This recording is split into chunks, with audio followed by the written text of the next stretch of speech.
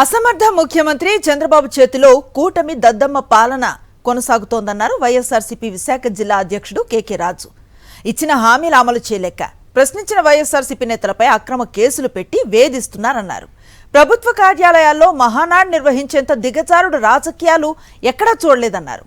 చంద్రబాబు దోపిడీ పార్టీని బంగాళాఖాతంలో కలిపేందుకు ప్రజలంతా ఎదురు చూస్తున్నారన్నారు కేకే రాజు. వైఎస్ఆర్సీపీ నేతలపై పెడుతున్న తప్పుడు కేసులను సమర్థవంతంగా ఎదుర్కొనేందుకు జిల్లా లీగల్ విభాగం నేతల విశాఖలో విస్తృత స్థాయి సమావేశాన్ని నిర్వహించారు.